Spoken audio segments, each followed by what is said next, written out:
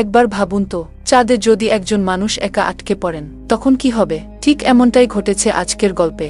গল্পের শুরুতে জিহান নামের এক ব্যক্তি একটি রকেটে চেপে চাঁদের দিকে রওনা দিচ্ছিল, কিন্তু ঠিক তখনই পাই নামের একটি বিশাল অ্যাস্টেরয়েড পৃথিবীর দিকে মোড় নেয়। এটি সেই অ্যাস্টেরয়েডের চেয়েও বড় ছিল, যা একসময় পৃথিবী থেকে ডাইনোসরদের বিলুপ্ত করেছিল। এই বিপদ থেকে বাঁচতে মানুষেরা একটি পরিকল্পনা করে। চাঁদে যেই স্পেস স্টেশনে জিহান ছিল সেটি আসলে এই কারণেই তৈরি করা হয়েছিল।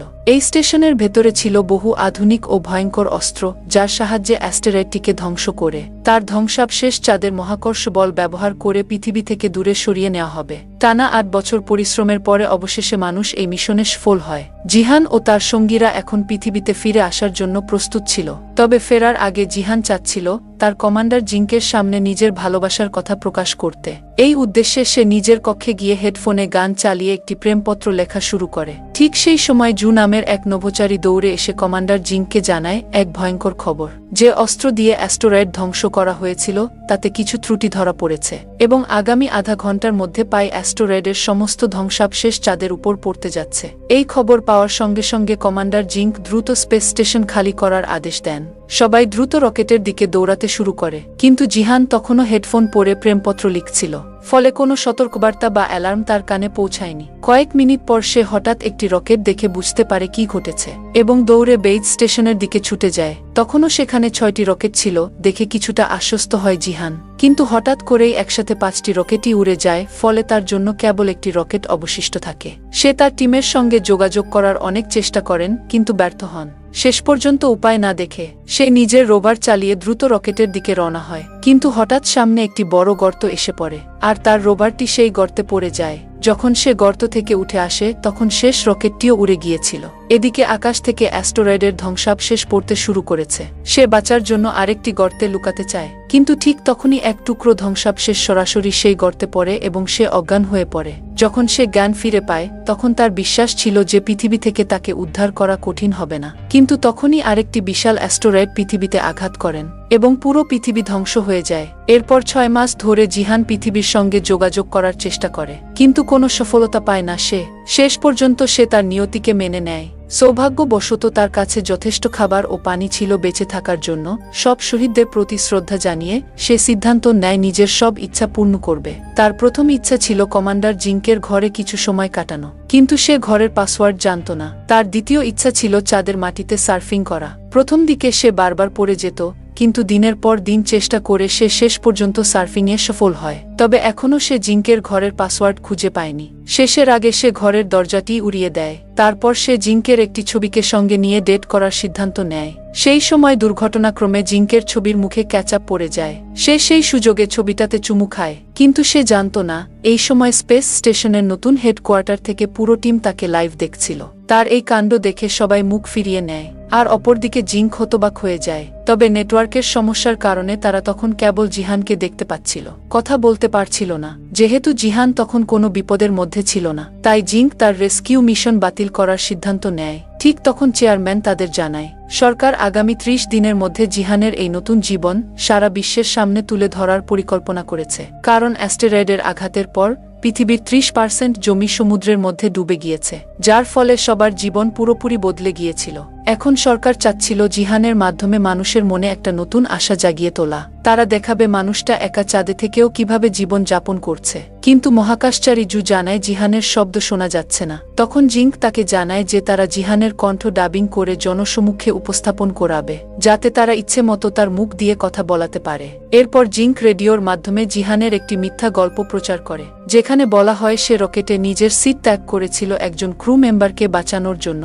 একই সঙ্গে জিঙ্ক জানায় তারা জিহানের নতুন জীবনের সম্প্রচার শুরু করতে চলেছে। এদিকে 196 দিন কেটে যাওয়ার পর একদিন জিহান একটি ওষুধ আনতে ওয়্যারহাউসে যায়। তখন হেডকোয়ার্টারে জিহানের কণ্ঠ ডাবিং করতে একজন ভয়েস ওভার আর্টিস্ট ফ্লুটিস্টকে ডাকা হয়, কিন্তু তাকে কোনো স্ক্রিপ্ট দেওয়া হয়নি। এই সময় যখন জিহান ওয়্যারহাউসে পৌঁছায় তার চোখে পড়ে একটি নতুন এবং অপরিচিত কিছু। প্রথমে সে ভেবে বসে এটা একটা মেয়ে এবং তার সঙ্গে কথা বলা শুরু করে, কিন্তু কাছে গিয়ে দেখে এটা আসলে একটি শক্তপোক্ত ক্যাঙ্গারু। একই সময়ে লাইভ স্ট্রিমিং শুরু হয়ে যায় এবং ক্যামেরা সরাসরি ওই ক্যাঙ্গারুর মুখে চলে যায়। ফ্লুটিস্ট কিছুই না জেনেই ক্যাঙ্গারুর ঠোঁটের সঙ্গে মিলিয়ে ডাবিং করতে শুরু করে। জিঙ্ক তাকে থামাতে চাইলেও তখন অনেক দেরি হয়ে যায়। অনেক মানুষ ইতিমধ্যেই এটা দেখে ফেলেছে। এই ভুলের কারণে জিঙ্ক এবং জুকে চেয়ারম্যানের সামনে যেতে হয়। সেখানে তারা জানায় তাদের রিসার্চ টিম ক্যাং নামের ক্যাঙ্গারুটিকে বেইজ স্টেশনে ফেলে এসেছিল। অন্যদিকে ফ্লুটিস্ট কোনো প্রকৃত ভয়েস ওভার আর্টিস্ট ছিল না। সে ছিল সোশ্যাল মিডিয়ায় বিভিন্ন কন্টেন্টে ভয়েস ওভার করা এক ইন্টারনেট ইনফ্লুয়েন্সার। এই ভুলের পর জিঙ্ক সিদ্ধান্ত নেয় যে তারা ডাবিং না করে ঘটনাগুলোকে একটি গল্প হিসেবে বলবে। মহাকাশযানে জিহান ক্যাংকে কাছে টানার জন্য এক ফিমেল ক্যাঙ্গারুর ছদ্মবেশ নেয়, কিন্তু ক্যাং যখন তার আসল পরিচয় জানে তখন সে জিহানকে মারতে শুরু করে। এটা দেখে ফ্লুটিস্ট জোরে হাসতে থাকে। এরপর জিঙ্ক সমস্ত দোষ নিজের ঘাড়ে নেয়। ঠিক তখনই খবর আসে যে স্পেসশিপে ক্যাং আর জিহানের মধ্যে এক মারামারির ম্যাচ হতে যাচ্ছে। সবাই মনোযোগ দিয়ে সেই ম্যাচ দেখতে বসে। সেখানে ক্যাং তার শক্তি দিয়ে জিহানের পেটে আঘাত করে অজ্ঞান করে ফেলে। এই অবস্থা দেখে জিঙ্ক আবারও জিহানের সঙ্গে যোগাযোগ করার চেষ্টা করে। জ্ঞান ফিরে পেয়ে জিহান যখন কমিউনিকেশন চ্যানেলের কিছু লাইন দেখতে পায় তখন সে আনন্দে কেঁদে ফেলে। কাউকে শুনতে না পারলেও সে বুঝতে পারে পৃথিবীতে এখনো মানুষ বেঁচে আছে। দুজনের মধ্যে একটা বোঝাপড়া হওয়ার পরে তারা একসঙ্গে রোভারে চড়ে একটি ভাঙা অ্যাপোলো 18 রকেটের কাছে যাওয়ার সিদ্ধান্ত নেয়, যাতে সেটিকে ব্যবহার করে লুনার স্টেশনে পৌঁছাতে পারে। সেখানে থাকা আরেকটি রকেট দিয়ে তারা পৃথিবীতে ফিরে যেতে পারত। এদিকে জিহান তার সমস্ত মনোযোগ দেয় লুনার ডগকে খুঁজে বের করতে, যে তাকে সাহায্য করতে পারত। এরপর সে স্পেসক্রাফট পুনরায় গঠনের কাজে মনোযোগ দেয়, যা দেখে সবাই অবাক হয়ে যায়। জিঙ্ক যখন তার ফাইল দেখে তখন জানতে পারে যে জিহান আসলে একজন ফ্লাইট ডায়নামিক্স ইঞ্জিনিয়ার ছিল, কিন্তু সে সাধারণ একটি মেইনটেনেন্স ডিপার্টমেন্টে কাজ করত। তার 228তম দিনে জিহান জানায় তাদের রোভার ভেঙে যাওয়ার ফলে একটা ওজন সীমা তৈরি হয়েছে, যার কারণে তাকে ক্যাংকে ফেলে রেখে এগোতে হবে। কিন্তু ক্যাং জোর করে তাকে আবার বেসে ফিরিয়ে নিয়ে আসে। তখন জিহানের মনে পড়ে সেখানে একটি অস্ত্র আছে যেটাকে প্রোটোটাইপ ইঞ্জিন হিসেবে ব্যবহার করা যেতে পারে। যদিও এটি খুব ঝুঁকিপূর্ণ ছিল, তবুও ক্যাং তাকে সাহায্য করতে রাজি হয়ে যায়। ক্যাংকে কাজে লাগাতে পারলে কাজটি সম্ভব হতে পারে, কিন্তু সূর্যাস্তের আগে বেসে ফেরা কঠিন, কারণ প্রোটোটাইপ ইঞ্জিনটি সৌরশক্তিতে চলে। যদিও চাঁদের একটি দিন পৃথিবীর 14 দিনের সমান, তবুও জিহান যদি সারাক্ষণ ড্রাইভ করেন তারপরেও সে সময় মতো পৌঁছাতে পারবে না। সবাই ভাবছিল এটা অসম্ভব, কিন্তু সূর্যাস্তের পর জিহান উল্টো দিকে ড্রাইভ করা শুরু করে। আসলে সে সূর্যের আলো থেকে বাইরে যেতে চাইছিল না। চাঁদে সূর্য অস্ত যাওয়ার পর এতটাই ঠান্ডা পড়ে যায় যে কেউ সেখানে বাঁচতে পারবে না। আর এই কারণেই জিঙ্ক বুঝে গিয়েছিল যে জিহান সূর্যের পেছন পেছন চলতে চাইছে, যাতে তার কাছে পুরো 41 দিনের মতো সময় থাকে। কিন্তু 28তম দিনেই ক্যাং এবং জিহান সম্পূর্ণভাবে ক্লান্ত হয়ে গিয়েছিল, তাই তারা একে অপরকে দড়ি দিয়ে বেঁধে নিয়েছিল। টানা কয়েকদিন গাড়ি চালানোর পর অবশেষে তারা ইঞ্জিন পর্যন্ত পৌঁছে গিয়েছিল। সেখানে পৌঁছেই কং একটানা একটি বোতাম চাপতে শুরু করে। ভাগ্য ভালো যে ওটা কোনো ভুল বোতাম ছিল না, ওটা ছিল ইঞ্জিন চেক বোতাম। কিন্তু কংয়ের এই বিপজ্জনক আচরণের জন্য জিহান তাকে কেবিনের ভেতর বন্ধ করে দেয়। এরপর তারা দুজনে নিজেদের বেসের দিকে ফিরতে রওনা হলো, কিন্তু মাঝপথে কংয়ের কেবিন ইঞ্জিন থেকে আলাদা হয়ে যায়। আর জিহান যখন সেটা বুঝতে পারল তখন অনেক দেরি হয়ে গিয়েছিল। জিহান জানত যদি সে কংকে নিতে ফিরে যায় তাহলে সূর্যের আলো হারাতে পারে। সে একবার কংকে ছেড়ে এগিয়ে যাওয়ার সিদ্ধান্ত নিয়েছিল। তার এই কাজ দেখে সবাই অবাক হয়ে যায়, কিন্তু কিছুক্ষণ পরেই সে দ্রুত গতিতে কংয়ের দিকে ফিরে যায় এবং কিছুক্ষণ পর সে কংয়ের কাছে পৌঁছেও যায়। কিন্তু তখন সবার হিসাব অনুযায়ী তাদের আর সময়মতো ফিরে যাওয়া সম্ভব ছিল না। এই কারণে জিঙ্ক সবাইকে দ্রুত লুনার ডগ খুঁজে বের করতে বলল, যাতে সেই ডগের ব্যাটারির সাহায্যে জিহান আবার বেইজে ফিরে যেতে পারে। এতদিন ধরে না ঘুমিয়ে গাড়ি চালানোর ফলে জিহান আর কং দুজনেই প্রচণ্ড ক্লান্ত হয়ে পড়েছিল। সূর্য ডুবে যাওয়ায় তাদের হাতে তখন মাত্র 5 ঘন্টার ব্যাটারি ছিল। ঠিক তখনই লুনার ডগ হঠাৎ করে চালু হয়ে যায়, কিন্তু পাওয়ার সেভিং মোডে থাকার কারণে সে ওদের খুঁজে বের করতে পারছিল না। অন্যদিকে বেস থেকে 55 কিমি দূরে ব্যাটারি শেষ হয়ে যাওয়ায় গাড়ি থেমে গিয়েছিল। বাধ্য হয়ে জিহান আর কংকে গাড়ি থেকে নেমে আসতে হয়। সেই সময় অ্যাস্ট্রন জু লুনার ডগের নিয়ন্ত্রণ নিজের হাতে নিয়ে সেটিকে জিহানের কাছে পৌঁছানোর চেষ্টা করে, কিন্তু পথে ব্যাটারি শেষ হয়ে যাওয়ায় লুনার ডগ একটি গভীর গর্তে পড়ে যায়, যা দেখে পৃথিবীতে সবাই হতাশ হয়ে পড়ে। ওদিকে জিহান আর কং তারা একে অপরের সঙ্গে কথা বলছিল। তখন হঠাৎ করে জিহান আবার জিঙ্কের কথা ভাবতে শুরু করে। কিছুক্ষণ পর যখন তার জ্ঞান ফেরে সে দেখে কং একটি কাচের প্রতিফলনের পেছনে ছুটে বেড়াচ্ছে। এটা দেখে জিহানের মাথায় একটি বুদ্ধি আসে। আসে। সে কং এর পিঠে একটি স্লেজ বেঁধে দেয়। তার আগে করা স্যান্ড সার্ফিং প্রশিক্ষণ এবার কাজে লেগে যায়। এরপর তারা দুজনে দ্রুত গতিতে এগিয়ে চলে, কিন্তু সামনে হঠাৎই একটি বড় গর্ত চলে আসে। সেটি পার হতে জিহান চতুরতার সঙ্গে নাইট্রোজেন ট্যাঙ্ক ব্যবহার করে। তার এই সফলতা দেখে পৃথিবীর সবাই আনন্দে ভরে ওঠে এবং সকলের মধ্যে নতুন করে আশার সঞ্চার হয়। পৃথিবীতে জিহান তার সাহসিকতার জন্য বহু পুরস্কার পায়, কিন্তু এই পুরস্কারগুলো চেয়ারম্যান নিজে রেখে দেয়। একদিন জিঙ্ক চেয়ারম্যানকে জানায় যে আগামী 3 মাসের মধ্যে যোগাযোগ ব্যবস্থা ঠিক হয়ে যাবে। তখন তারা আবার জিহানের সঙ্গে যোগাযোগ করতে পারবে। ধীরে ধীরে সবকিছু ঠিক হতে শুরু করে, কিন্তু কেউ জানত না পাই অ্যাস্টেরয়েডের একটি বড় অংশ এখনও তাদের দিকে ধেয়ে আসছিল। এদিকে জিহান আর কং খেলা করছিল, আর হঠাৎ করে কং ভুলবশত কিছু তারে হাত দিয়ে ফেলে। এর ফলে স্ক্রিনে আগের মতোই কিছু সিগন্যাল ভেসে ওঠে। এটা দেখে জিহান মনে করতে থাকে যে হয়তো পৃথিবীতে আর কেউ বেঁচে নেই। সম্ভবত আগেও কং এইভাবে তারের সঙ্গে হাত ছুঁয়ে দিয়েছিল, তখনই এই সিগন্যাল এসেছিল। এটা ভেবে সে খুবই হতাশ হয়ে পড়ে। এদিকে জিং নিজের সমস্ত শক্তি দিয়ে যোগাযোগ লাইন ঠিক করার কাজ শুরু করে। কিছুদিন পরে জিহান কং এর জন্য একটি মহিলা ক্যাঙ্গারুর খেলনা বানিয়ে দেয়। নিজেকে শেষ করতে শিপ থেকে বাইরে বেরিয়ে যায়। সে এতটাই হতাশ হয়ে পড়েছিল যে জিঙ্ক সবাইকে জানায় আসলে জিহান ভিতরে কি অনুভব করছে।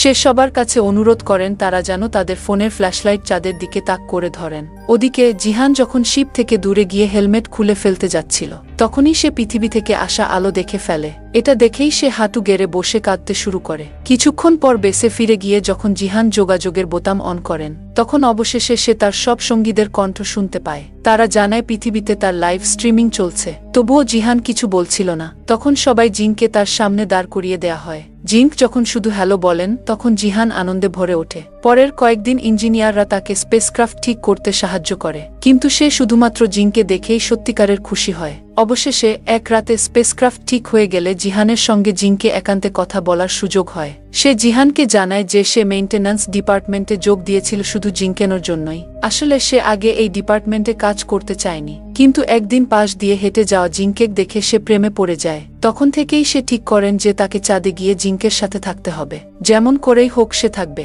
তাই সে এই ছোট ডিপার্টমেন্টে কাজ করতেও রাজি হয়ে গিয়েছিল। তার কথা শুনে জিংকো জানায় যে রকেটে উঠবার সময় সে জিহানকে দৌড়াতে দেখেছিল, কিন্তু দুঃখজনকভাবে তখন সে আর অপেক্ষা করতে পারেনি। তাদের এই কথোপকথনের সময় কেউ খেয়াল করেনি পৃথিবীর দিকে ধেয়ে আসা সেই ভয়ঙ্কর অ্যাস্টেরয়েডের দিকে। পরের দিন কং ও জিহান তাদের ঘরে ফেরার জন্য সম্পূর্ণ প্রস্তুত ছিল। তাদের দলের সাহায্যে তারা অবশেষে নিরাপদে স্পেসক্রাফট লঞ্চ করেন। এটা দেখে সবাই খুব খুশি হয়, কারণ চাঁদে 923 দিন কাটানোর পর জিহান ও কং অবশেষে স্পেস স্টেশনে পৌঁছাতে পেরেছিল। ঠিক তখনই জু এক জরুরি মিটিং ডেকে সকলকে জানায়। সেই পায় অ্যাস্টেরয়েডের বিশাল অংশের কথা, যা এখনও বিপজ্জনক গতিতে তাদের দিকে ধেয়ে আসছিল। চেয়ারম্যানের বিশ্বাস ছিল যে শুধু একজন মানুষই এই ভয়ঙ্কর বিপদ থেকে তাদের বাঁচাতে পারে, কারণ তার মহাকাশযানের ইঞ্জিন নিজেই একটি অস্ত্রের মতো। সেই মানুষটি আর কেউ নয়, জিহান। এটা শোনার পর জিঙ্ক সোজা কন্ট্রোল রুমে গিয়ে লাইভ স্ট্রিমিং বন্ধ করে দেয়, যার ফলে সবাই চমকে ওঠে। কিন্তু জিঙ্ক জিহানের সঙ্গে কথা বলার আগেই জিহান এই বিপদের ব্যাপারে জেনে গিয়েছিল। আসলে সে হেডফোনের মাধ্যমে তাদের সব কথা শুনে ফেলেছিল, এবং এখন সে বুঝতে পেরেছিল যেহেতু মিসাইলগুলোতে কোনো ইঞ্জিন নেই, তাই তাকে নিজেকেই সেগুলো অ্যাস্টেরয়েডের সঙ্গে ধাক্কা খাওয়াতে হবে, এবং মিসাইলগুলো অ্যাক্টিভ হবার আগেই নিজেকে স্পেসক্রাফটে ফিরে আসতে হবে। এই মিশনে তার বেঁচে ফেরার সম্ভাবনা খুবই কম ছিল, কিন্তু তবুও জিহান এই দায়িত্ব নিতে রাজি হয়ে যায়, কারণ সে জানত এখন পৃথিবীকে বাঁচানোর দায়িত্ব শুধুই তার কাঁধে। সাথে সাথে সে জিংকে বলেন যদি সে মারা যায় তাহলে জিঙ্ক যেন অন্য কাউকে খুঁজে নেয়, কারণ সে জিংকে একা বিষণ্ণ জীবন কাটাতে দেখতে চায় না। জিহান রাজি হতেই পৃথিবীর সকল মানুষকে আন্ডারগ্রাউন্ড বাংকারে চলে যাওয়ার নির্দেশ দেওয়া হয়। এরপর জিহান প্রথমেই কংকে সিটবেল্টে বেঁধে দেয় যাতে সে নিরাপদে পৃথিবীতে ফিরে যেতে পারে, কিন্তু কং তার বন্ধুর পাশে থাকতে চেয়েছিল। তারা আলাদা হবার পরে জিহানের স্পেসক্রাফট অনেকগুলো পাথরের মুখোমুখি হয়, এবং একটি পাথরের সঙ্গে ধাক্কা খাওয়ার পরে তার মহাকাশযান ঘুরতে শুরু করে। এই ঘূর্ণন থামাতে জিহান মহাকাশযানের একটি অংশ আলাদা করে ফেলে। এতে মিসাইলগুলো ঠিক থাকলেও ইঞ্জিন আলাদা হয়ে যায়। তখনই জিঙ্ক তাকে জানায় যে পাইয়ের একটি অংশ তার খুব কাজ দিয়ে যাবে, এবং সে কোনোভাবেই জিহানকে হারাতে চায় না। কিন্তু এটা শুনে জিহান তাকে বলেন এখন তার একমাত্র চিন্তা হওয়া উচিত পৃথিবীকে বাঁচানো। এরপর জিহান তার মহাকাশযান অ্যাস্টেরয়েডের দিকে ঘুরিয়ে দেয় এবং লাইভ স্ট্রিম চালু করতে বলেন। সে মিসাইলগুলো আলাদা করে দিয়ে সবার কাছে কৃতজ্ঞতা প্রকাশ করে এবং বলেন সে সবসময় ভেবেছিল যারা সামনে থাকে তারা মারা যায়, যারা পিছনে থাকে তারাও মারা যায়, মাঝখানে থাকা সবচেয়ে নিরাপদ। কিন্তু আজ সে ঠিক পৃথিবী আর অ্যাস্টেরয়েডের মাঝখানে দাঁড়িয়ে। এরপর সে জিঙ্কের প্রিয় গান গাইতে গাইতে পূর্ণ গতিতে অ্যাস্টেরয়েডের দিকে ধেয়ে যেতে থাকে। এই দৃশ্য দেখে জিঙ্ক সহ সবাই কাঁদতে থাকে। যখন সে অ্যাস্টেরয়েডের কাছাকাছি পৌঁছায়, জিঙ্ক ব্যর্থ চেষ্টা করেন মিসাইলের বোতাম টিপতে। তখন তার মনে ঘুরছিল জিহানের সঙ্গে কাটানো মুহূর্তগুলো। কিন্তু তখনই জিহান তাকে তার দায়িত্ব মনে করিয়ে দিয়ে বোতাম চাপতে বলেন। মাত্র কয়েক সেকেন্ডের মধ্যে বিশাল এক বিস্ফোরণ হয় এবং অ্যাস্টেরয়েড ভেঙে ছোট ছোট টুকরো হয়ে ছড়িয়ে পড়ে। সেই টুকরোগুলো পৃথিবীর দিকে আসতে থাকে, যেন আকাশে তারা ঝরছে। এই দৃশ্য লাখ লাখ মানুষ সহ কমও দেখতে পায়। তখন ভিড়ের মধ্যে থাকা একটি ছেলে তার ছোট বোনকে বলেন, আজ তারা শুধু মুন ম্যানের কারণেই তাদের বাড়ি ফিরতে পেরেছে। পরবর্তী 10 বছরের সবার পরিশ্রমে পৃথিবী আবার আগের মতো হয়ে ওঠে। তখন স্পেস প্রোগ্রামের নতুন চেয়ারম্যান লুসি ঘোষণা দেন যে মানুষ আবার চাঁদের উদ্দেশ্যে যাত্রা করতে যাচ্ছে।